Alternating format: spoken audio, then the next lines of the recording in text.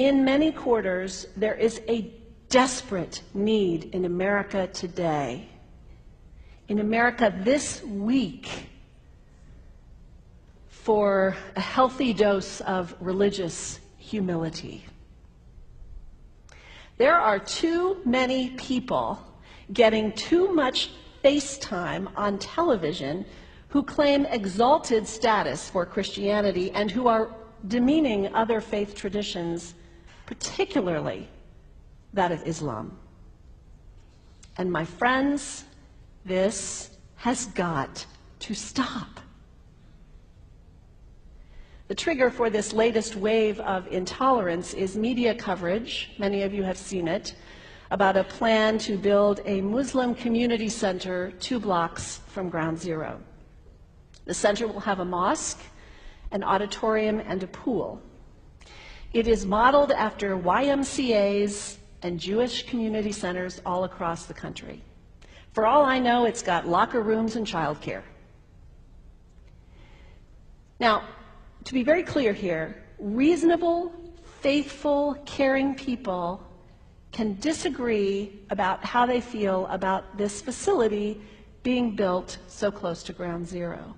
But that does not justify the wave of fear and suspicion that has washed over this country over the last 10 days. The media are now calling this a wave of Islamophobia that is sweeping across America. I saw a story this week on CNN about a minister in Gainesville, Florida, who has declared September 11th of this year Burn the Quran Day. Thank you for your reaction. That was mine. This guy is a minister at a non-denominational church called the Dove World Outreach Center.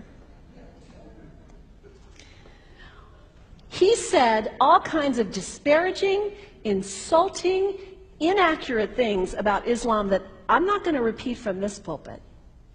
His message is about hate and fear, and I can assure you there is nothing in the Gospels, there is nothing in the teaching of Jesus Christ that says anything about burning the holy texts of other traditions.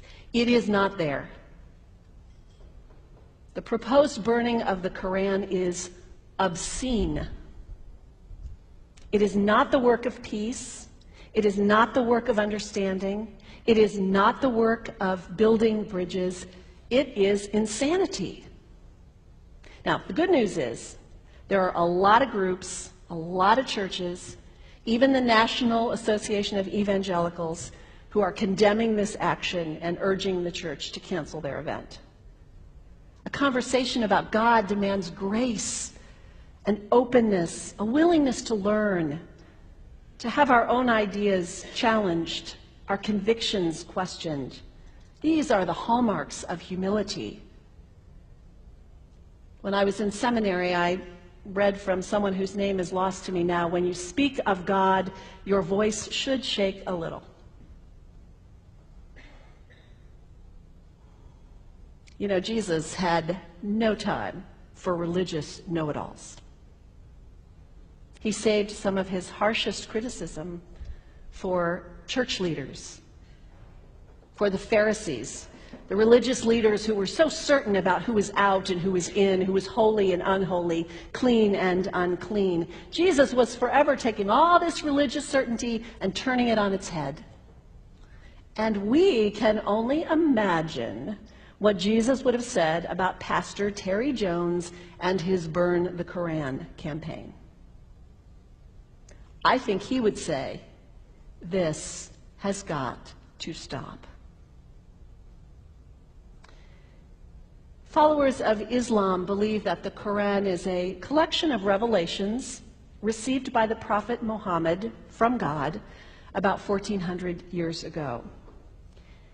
They believe that Muhammad was the last of a series of prophets and teachers and messengers that included Adam, Moses, Jesus, Abraham, all names revered by us as well. The word Islam means peaceful surrender to the will of God. The Quran was written at a time when the Muslim people were being driven from their homes, persecuted, and killed. The Old Testament was written at a time when Jewish people were being driven from their homes, persecuted, and killed. And religious scholars will tell you that most holy scriptures have stories of war and violence in them. Throughout history, most faiths have used these texts to justify violence. And if there's anyone in this room at this moment who's thinking that I've got it wrong, after church today, pull out your Bible and look up Psalm 137. And you'll see that our own text has passages that can make us uncomfortable. But also, like the Bible, the predominant message of the Quran is of peace and care and loving God, justice, care for the neighbor, care for the stranger. In the Bible, we have thou shalt not kill. In the Quran, we have whoever kills another, surely he is killing all of humanity. And whoever saves the life of another, surely he saves the lives of all humanity. These are words of peace, words of faith, words that could save the world if we would take them to heart. The second thing you can do the next time someone sends you one of those emails demonizing Islam, delete it. Don't forward it. Don't participate in the stereotyping. Don't give in to your fear. It's okay to be a little afraid. We all have those emotions. Just don't give in to it. Don't sign on for it. Don't focus on this tiny group of extremists who commit acts of violence. Focus on the hundreds of millions of Muslim people in the world who are people of faith, whose priorities and concerns and families are not so different from your own. And third, when you think of Muslim people, think of individuals. Think of the professor at Ohio State. Think of the engineer at Honda. Think of the teacher at the elementary school down the street. When you think of Muslim people, remember those who died on 9/11, not the hijackers. There was only a handful of them. Remember Mohammed Sunhami Hamandi. He was born in Pakistan. He came to the United States as a small child with his parents. He played high school football. He went to college. He became a part-time ambulance driver. He died, this Muslim young man, on 9/11, trying to rescue people and save lives. When you think of Muslim people, remember Mohammed Salahuddin Cloudhurry. He was a waiter at Windows on the World, which was at the top of the World Trade Center. He died that day. His wife had their baby 2 days later. When you think of Muslim people, remember Rama Salih. She was a woman, 28 years old. Her neighbors described her as fun and outgoing and generous. And she died on American Airlines Flight 11, 7 months pregnant with her first child. Remember the founder of the Islamic Circle of North America, who worked in the World Trade Center and also died on September 11th. That same group now is giving away tens of thousands of copies of the Quran in response to the campaign about burning the Quran. In the language of their own tradition, they are spreading words of faith and peace and hope. One of the ladies at the 8:30 service this morning said to me after, maybe we should declare September 11th, buy a Quran and read some of it.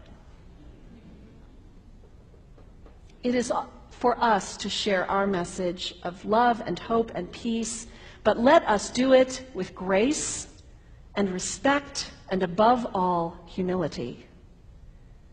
God grant us, as individuals, as a nation, as Christians, the humility for this work.